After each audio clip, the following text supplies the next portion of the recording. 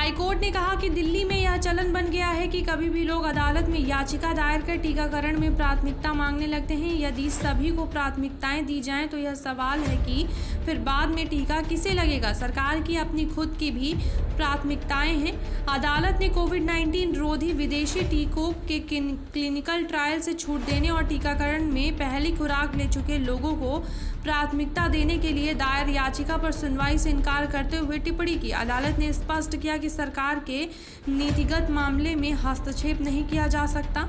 मुख्य न्यायाधीश DN पटेल और न्यायमूर्ति ज्योति सिंह की पीठ ने कहा कि याचिकाकर्ता में जिस राहतों की मांग की गई है उनके लिए नीतियों का ड्राफ्ट तैयार करने की ज़रूरत है। यह अदालत के अधिकार क्षेत्र में नहीं आता। अदालत मात्र असाधारण मामलों में नीतिगत निर्णय लेने पर विचार करेगी।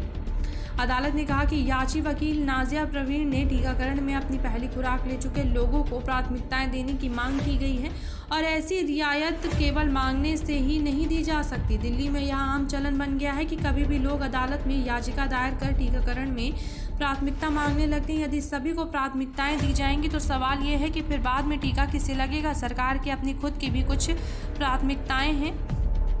वहीं 1 मई से शुरू हुए टीकाकरण अभियान के संबंध में ऑर्डर दी गई खुराक की स्थिति के संबंध में जानकारी मांगने पर पीठ ने कहा कि ऐसी जानकारी सूचना के अधिकार के जरिए हासिल की जा सकती है। इसके लिए रिट याचिका या जनहित याचिका दायर करना सही तरीका नहीं। अदालत ने टीके के वितरण के संबंध में नीति बनाने और कोविड-19 रोधी विदेशी टीकों के क्लिनिकल ट्रायल से छूट की अनुमति देने के अनुरोध पे कहा है कि नीतिगत निर्णय क्षेत्रों के विशेषज्ञों द्वारा लिए जाते हैं क्योंकि यह एक जटिल काम है। अदालत ने कहा कि याचिका में कुछ ऐसे मामले उठाए गए हैं जिनके संबंध में पहले ही उच्चतम न्यायालय में सुनवाई चल रही है। याचिका अदालत फिलहाल केंद्र सरकार व दिल्ली सरकार को याचिका को बतौर ज्ञापन स्वीकार कर विचार करने को कहा है।